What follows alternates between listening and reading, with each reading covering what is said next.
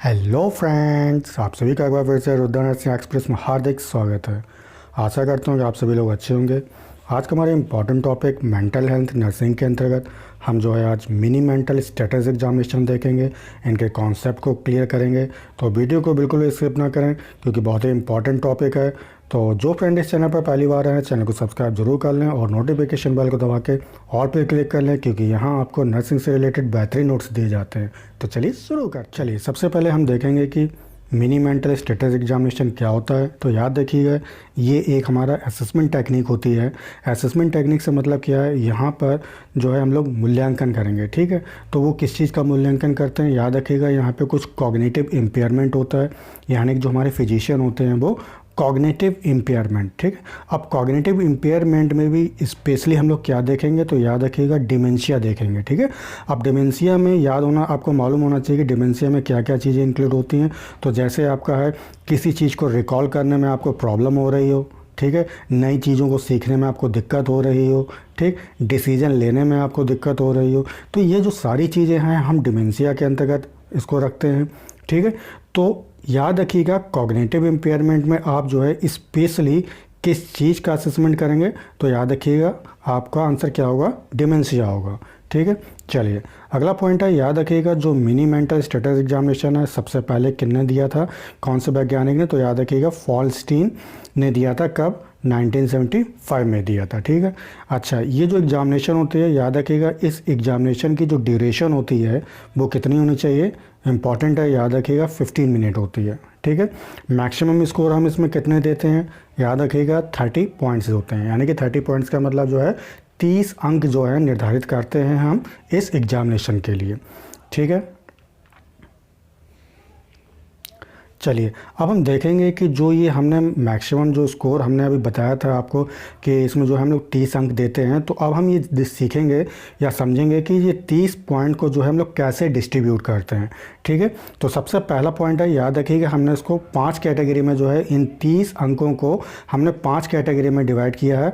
ठीक है, सबसे पहला क्या हमारा ओरिएंटेशन है। ठीक है, तो ओरिएंटेशन को हमने कितने नंबर दिए हैं, हमने दिए हैं 10 पॉइंट हैं। ठीक है, इसके अंतर्गत जो है 10 अंक आते हैं। ठीक, तो याद रखिएगा इसमें फिजिशियन जो है 2 चीज़ों का ओरिएंटेशन करता है। सबसे पहला क्या है हमारा टाइम और दूसरा क्या है प्लेस। ठीक है, तो टाइम के लिए कितना होगा हमारा 5 अंक होगा। ठीक है, कितना होगा 5 अंक होगा। तो इसमें टाइम इसमें से संबंधित क्या है कि जो आपका फिजिशियन है वो टाइम से रिलेटेड क्वेश्चन पूछेगा पेशेंट से।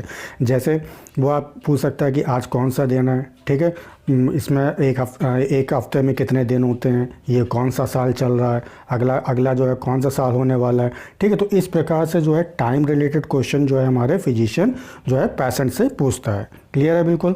चलिए अगला हम देखेंगे प्लेस। ठीक, तो प्लेस में हम लोग को कितना नंबर दिया है, यहाँ पे कितने अंक देंगे हम, 5 पॉइंट देंगे। ठीक है, अब ये जो 5 पॉइंट देंगे याद रखिएगा इसमें क्या कहता है, जो फिजिशियन है वो संबंधित यानी कि जगह से संबंधित जो है क्वेश्चंस पुट अप करता है पेशेंट से।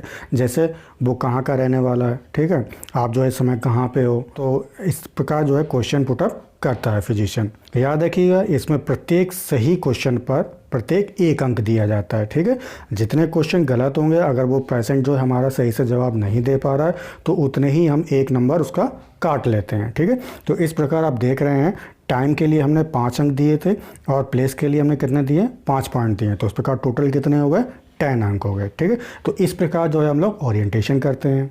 क्लियर है बिल्कुल। चलिए अब हम देखेंगे रजिस्ट्रेशन। तो याद रखिएगा रजिस्ट्रेशन के अंतर्गत हम लोग जो है 3 अंक देते हैं। ठीक है, तो इसमें क्या करते हैं, याद रखिएगा ओरिएंटेशन के बाद रोगी को रजिस्ट्रेशन करने के लिए फिजिशियन जो है 3 ऑब्जेक्ट्स का नाम लेता है। ठीक है, और वही 3 ऑब्जेक्ट जो है रोगी से कहने के लिए कहता है। ठीक है, यदि उन तीनों ऑब्जेक्ट को रोगी जो है सही एकदम नाम बोल के बता पाता है तो उसको जो हम लोग 3 पॉइंट दे देंगे, यानी कि प्रत्येक ऑब्जेक्ट के लिए 1 अंक यहाँ पे हम लोग निर्धारित करते हैं। कोई 3 जो है हमने ऑब्जेक्ट बोले, मैंने बोला कि कुर्सी, पेन या बैड। ठीक है, अब यही 3 वर्ड जो है वो पेशेंट भी बोलेगा। ठीक है, अगर ये 3 वर्ड जो है पेशेंट बिल्कुल क्लियर कर देगा उसको, ठीक है, तो हम उसको बिल्कुल तीनों पॉइंट दे देंगे। अगर इसमें से एक आध भी वो भूल जाएगा तो हम उतने ही पॉइंट, एक एक जो पॉइंट है ईच पॉइंट हम उसको काट लेंगे, ठीक है। फिजिशियन रोगी से कहता है कि उसने जो 3 ऑब्जेक्ट्स पूछे थे वो उसे बाद में भी दोबारा पूछ सकता है, ठीक है। ये याद रखिएगा, इंपॉर्टेंट पॉइंट है इसमें। तो फिजिशियन हम लोग क्या कहते हैं, जो फिजिशियन है इसमें ये कहता है कि जो हमने अभी आपसे पूछा है ना, ठीक है, तो वो जो है हम आपसे बाद में भी पूछेंगे। तो जो मैंने आपको 3 शब्द बताए थे या जो 3 वर्ड बताए थे, 3 ऑब्जेक्ट बताए थे, उनको जो है आपको याद रखना है। चलिए नेक्स्ट है हमारा अटेंशन एंड कैलकुलेशन, ठीक है, कैलकुलेशन। तो अटेंशन एंड कैलकुलेशन के अंतर्गत जो हम लोगों ने कितने अंक देंगे, याद रखिएगा, इसमें हम लोग 5 पॉइंट्स देंगे, ठीक है। प्रत्येक सही जवाब के लिए 1 पॉइंट होगा आपका, ठीक है। तो इसमें क्या करता है फिजिशियन जो है, कुछ रोगी को जो है हल्के से मतलब जो है बिल्कुल बहुत सिंपल जो है मैथ के कैलकुलेशन देता है, ठीक है। जैसे क्वेश्चन क्या है देखिए यहाँ पे, मान लीजिए कोई क्वेश्चन है, उस फिजिशियन ने पेशेंट को दिया है, वो कह रहा है पेशेंट से कि 100 में से कितना घटाना है तुम्हें, 10 घटाना है। 100 में कितना घटाना है, 10 घटाना है। कितनी बार, 5 बार। क्यों, क्योंकि 5 बार हम इसीलिए बोलेंगे क्योंकि हमने यहाँ पे कितने अंक निर्धारित किए हैं, 5 अंक जो है निर्धारित किए हैं, ठीक है। तो मैंने पेशेंट से क्या बोला, यानी कि जो हमारे फिजिशियन है वो पेशेंट से क्या बोल रहे हैं कि आपको जो है 100 में से जो है 10 घटाने हैं, प्रत्येक बार जो है 10 घटाने हैं। कितनी बार घटाएंगे आप, 5 बार, ठीक है। अगर रोगी जो है सही रूप से आंसर दे रहा है, देखिए यहाँ पे अगर उसका आंसर 90, 80, 70, 60 और 50, ठीक है, देखिए ये 5 बार आ गए। हमने जो है प्रत्येक बार 100 में 10 कम किए, 90 आए, 90 में 10 कम किए, 80 आए, 80 में 10 कम किए, 70 आए, 70 में 10 कम किए, 60 आए, 60 में 10 कम किए, 50 आए, ठीक है।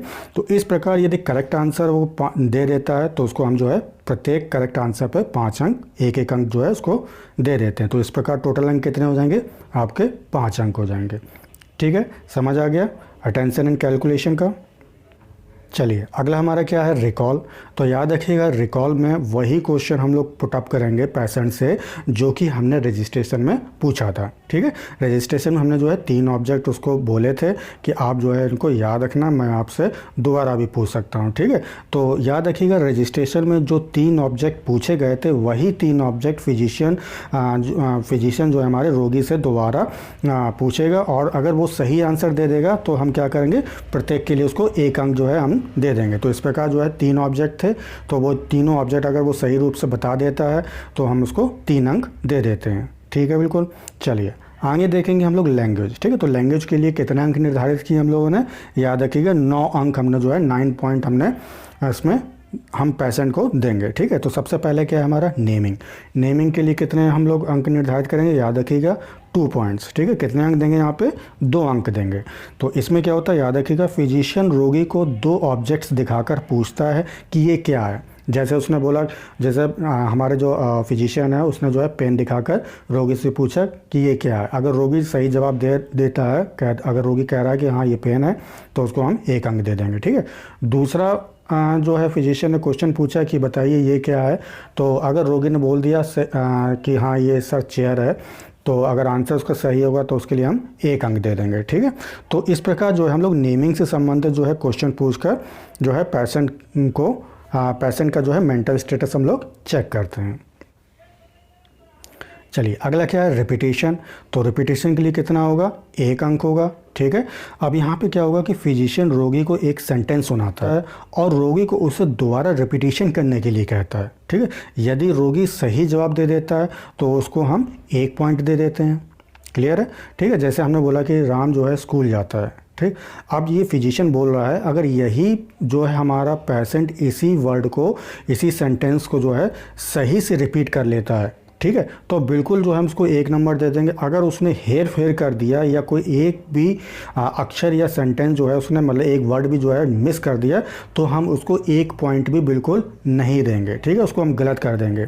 चलिए अगला क्या हमारा, 3 स्टेज कमांड, ठीक है। तो 3 स्टेज कमांड जैसे नाम से स्पष्ट है कि यहाँ पे कितने कमांड हम, यानी कि जो हमारे फिजिशियन है वो रोगी को कितने कमांड देगा, तो याद रखिएगा 3 कमांड देगा, और प्रत्येक कमांड के लिए हम लोग यहाँ पे कितने अंक देंगे, 1 अंक देंगे। तो इस प्रकार टोटल कितने हो जाएंगे, यहाँ पे आपके 3 अंक हो जाएंगे, ठीक है। चलिए देखते हैं इसमें क्या होता है। इसमें फिजिशियन रोगी को 3 कमांड देता है, प्रत्येक कमांड के लिए 1 पॉइंट दिया जाता है। यदि तीनों कमांड को रोगी जो है पूर्ण कर लेता है, यदि जो हमने कमांड दिए हैं रोगी को, ठीक है, पेशेंट को जो दिए हैं, यदि वो पेशेंट इन कमांड को कंप्लीट कर लेता है तो हम उनको उसको जो है 3 पॉइंट दे देते हैं, ठीक है। जैसे फर्स्ट कमांड में हमारा जो फिजिशियन है वो क्या कहेगा कि एक कागज़ को राइट हैंड से उठाओ। अगर पेशेंट ने राइट हैंड से कागज़ उठा लिया है तो हम कितने नंबर दे देंगे उसको, 1 नंबर दे देंगे, ठीक है। चलिए, अब फिजिशियन कह रहा है, फिजिशियन ने सेकंड कमांड दी है उसको, ठीक। अब उस कागज़ को मोड़ने के लिए कहा, यदि पेशेंट ने उस कागज़ को मोड़ लिया, ठीक है, तो हम उसको 1 अंक दे देंगे। तीसरा कमांड क्या दिया, सुनिए। अब उस कागज़ को ज़मीन में रखने के लिए कहा, ठीक है। फिजिशियन ने जो है पेशेंट से कहा कि अब इस कागज़ को जो है कहाँ पे रख दो, ज़मीन में रख दो। अगर पेशेंट ने ज़मीन पर रख दिया तो उसको हम 1 अंक दे देंगे। तो इस पर का टोटल कितने हो गए अंक हमारे, 3 अंक हो गए। क्लियर है बिल्कुल। चलिए, अब हम देखेंगे रीडिंग, ठीक है। तो रीडिंग के लिए कितने हम अंक देंगे, 1 अंक देंगे, ठीक है। इसमें फिजिशियन रोगी को पढ़ने के लिए कहता है और जो रोगी ने पढ़ा है उसे वैसा ही कागज़ पर, क्या, उसे वैसे ही कागज़ पर लिखने के लिए कहा जाता है। यदि रोगी जो है ये टास्क पूरा कर लेता है तो हम उसको 1 अंक दे देते हैं। क्लियर है बिल्कुल, ठीक है। चलिए, अगला पॉइंट क्या है हमारा, राइटिंग, ठीक है। तो राइटिंग के लिए हम लोग कितना अंक देंगे, 1 अंक देंगे, ठीक। इसमें फिजिशियन रोगी को कागज़ पर एक सेंटेंस लिखने के लिए कहता है। जैसे मान लीजिए कोई सेंटेंस है, रेनू कॉलेज जाती है, क्या, रेनू कॉलेज जाती है, ठीक है। यदि रोगी ने इस सेंटेंस को सही लिख दिया है तो हम कितने नंबर उसको दे देंगे, 1 नंबर दे देंगे। क्लियर है बिल्कुल कॉन्सेप्ट। चलिए, अगला क्या है, कॉपिंग। कॉपिंग का मतलब क्या होता है, नकल करना, ठीक है। इसके लिए हम लोग कितने अंक निर्धारित करेंगे, 1 अंक देंगे, ठीक है। तो एक खाली कागज़ पर जो है हम लोग कुछ पेंटागोनल स्ट्रक्चर बनाएंगे, ठीक है। एक पेंटागोनल स्ट्रक्चर बना दिया और याद रखिएगा जो इसकी साइडें थी वो कैसी हैं, कटी हुई हैं, इंटरसेक्टेड, जैसे कि आप फिगर में देख रहे हैं। देखिए, ये एक पेंटागन है जिसमें 5 साइडें होती हैं और देख रहे हैं कि जो 2 साइडें हैं वो आपस में जो है इंटरसेक्ट कर रही है। इंटरसेक्ट का मतलब क्या होता है, एक दूसरे को काट रही हैं। अब क्या करेंगे हम कि ये जो मेरा क्वेश्चन था, मैंने जो डायग्राम दिया है, मैं पेशेंट को कहूँगा या जो हमारे फिजिशियन है वो पेशेंट को कहेगा कि हू बहू जो है ये ऐसा ही चित्र बना के दिखाओ, ठीक है। अगर हमारा पेशेंट हू बहू बिल्कुल डिक्टो एकदम जो है चित्र बना देता है, फिगर बना देता है, तो उसको हम 1 अंक दे देंगे। अगर ज़रा सा भी उसने हेर फेर कर दिया या कोई एक लाइन जो है इसने इंटरसेक्ट नहीं करी है, ठीक है, तो हम बिल्कुल जो है उसको नंबर नहीं देंगे। चलिए, अब हम देखेंगे फाइनल रिज़ल्ट क्या है। जो भी अभी मैंने आपको टास्क बताए हैं, जो भी हमने जो 30 अंक को मैंने जो 5 कैटेगरी में जो डिवाइड किए हैं, ठीक है, उनसे आपने क्या निचोड़ निकाला, ठीक है, क्या रिज़ल्ट आपने फाइनल रिज़ल्ट निकाला, तो याद रखिएगा। यदि पेशेंट के, ठीक है, अब हम निष्कर्ष निकाल रहे हैं, ठीक है, इवोल्यूशन कर रहे हैं, मूल्यांकन करेंगे। यदि पेशेंट ने 24 से 30 अंक पाए हैं तो पेशेंट हमारा नॉर्मल होगा, उसके माइंड के साथ, यानी कि वो मेंटली बिल्कुल हेल्दी होगा, ठीक। चलिए, अगला पॉइंट क्या है, याद रखिएगा। उसने अगर पेशेंट ने हमारे 18 से 23 पॉइंट जो हैं लिए हैं, नंबर हासिल किए हैं, तो याद रखिएगा जो प्रॉब्लम होगी वो माइल्ड टू मॉडरेट होगा, ठीक है। अगला क्या है, यदि हमारे पेशेंट ने 0 से लेकर 17 अंक हासिल किए हैं अपने टेस्ट में, अपने एग्जामिनेशन में, तो याद रखिएगा ये कंडीशन होती है आपकी सीरियस कंडीशन होगी, ठीक है, सीवियर प्रॉब्लम होगी, ठीक है। आशा करता हूँ कि टॉपिक को आपको अच्छी तरह से समझ में आ गया होगा, बिल्कुल कॉन्सेप्ट क्लियर हो गया होगा, एक एक पॉइंट समझ में आ गया होगा। यदि आपको ये पॉइंट, आपको टॉपिक अच्छा लगा है, वीडियो अच्छा लगा है, तो उसे लाइक ज़रूर किया करें और अपने दोस्तों के साथ में शेयर करें। और इस टॉपिक या चैनल से संबंधित जो भी आपकी क्वेरीज हों उन्हें कमेंट बॉक्स पर ज़रूर लिखें। तब तक के लिए take care and bye bye. Thank you so much.